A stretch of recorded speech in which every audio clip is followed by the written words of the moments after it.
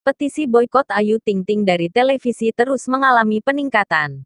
Kini, jumlahnya mencapai 126.896 tanda tangan. Merujuk pada targetnya, 150.000 tanda tangan di situs cange.org, maka hanya tinggal diperlukan kurang dari 24.000 penekan. Jika tercapai target, petisi boikot Ayu Ting Ting menjadi salah satu yang paling banyak mendapat perhatian di situs tersebut.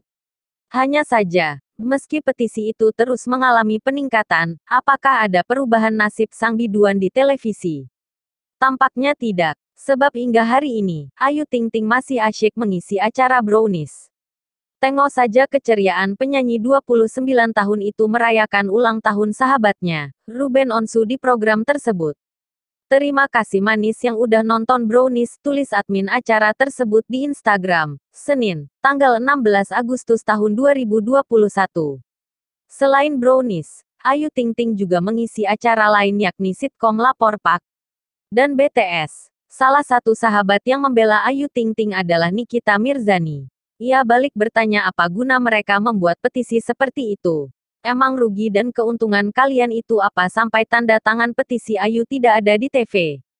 Kalian bisa jadi kaya. Kalian bisa dapat banyak uang. Kata Nikita Mirzani di Pesanggerahan, Jakarta Selatan, Rabu, tanggal 11 Agustus tahun 2021.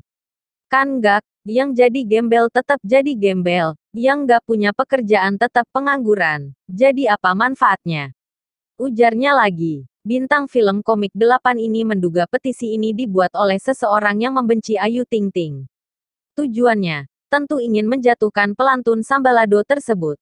Petisi-petisi itu kan hadir karena ada haters yang mengompori akhirnya jadi kena semuanya imbasnya, kata ibu 3 anak ini. Seperti dilaporkan sebelumnya, petisi boikot Ayu Ting Ting dibuat Putri Maharani pada Juni tahun 2021. Boikot ini sebagai dampak dari aksi protes karena ibu 1 anak itu dianggap kurang sopan. Pada acara Pas Sore, terlihat waktu acara tersebut live di Trans 7, Ayu Ting Ting menendang salah satu talent. Demikian keterangan di petisi tersebut.